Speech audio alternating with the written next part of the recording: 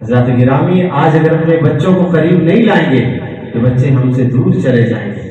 اس لیے ہندوستان میں ایک بہت بڑا علماء کا جمع غفیر مجمع تھا، مفکر اسلام مولانا ابو الحسن علی ندوی علیہ الرحمہ، اس میں گفتگو کے لیے تشریف لائے اور حضرت نے بڑی سخت بات فرمایا وہ بچہ بھی یتیم ہے جس کا باپ نہیں، والدین سے محروم بچہ وہ قابل ترس ہے، لیکن وہ بچہ بھی یتیم ہے جس کے والدین ہیں لیکن بچہ بے دینی کی راہ پہ چل پڑا ہے، فحاشی اور عریانی کے راستے پہ چل پڑا ہے، وہ بچہ بھی یتیم ہے، والدین کے ہونے نہ ہونے کا کوئی بالکل برابر ہے۔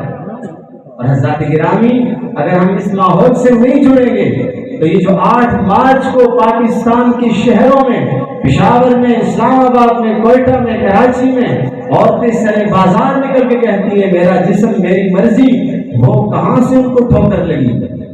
ان بچیوں کا باپ نہیں تھا، ان کا بڑا بھائی نہیں تھا، کیا وہ بچیاں کسی مکتب میں گئی؟ یقیناً وہ دینی تعلیم سے محروم تھی، تبھی تو وہ یہاں تک پہنچی ہے۔ اس لیے اپنے بچوں کو لینے کا وقت ہے۔ اس لیے علماء نے کہا ہے کہ جب بھی نبی صلی اللہ علیہ وسلم کی تعلیمات ہیں کہ جس عورت سے شادی کرو اس کے مال جمال اور اس کے خاندان کو دیکھو، لیکن ترجیح آپ دین کو دیجیے۔ جب دین کو ترجیح دیں گے تو یقیناً پھر آپ کی اگلی اولاد جو ہے وہ دیندار ہوگی۔ اس لیے اہل عرب کہا کرتے ہیں الام تصنع الامۃ، مائیں امتیں پالتی ہیں۔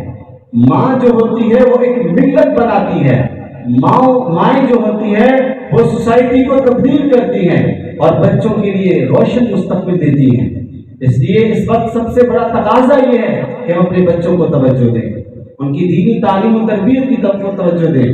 اور یہاں تک اہل علم فرماتے ہیں جب بچہ 13 سے 19 سال کے درمیان ہو اس کو بالکل آپ اس کے ساتھ دوستی کریں، اس کو بالکل قریب لائیں، کیونکہ آپ کو پتہ ہے یہی عمر جو ہوتی ہے 13 سے 19 سال، اس وقت سے بچے کے بہکنے کا بہت بڑا خدشہ ہوتا ہے۔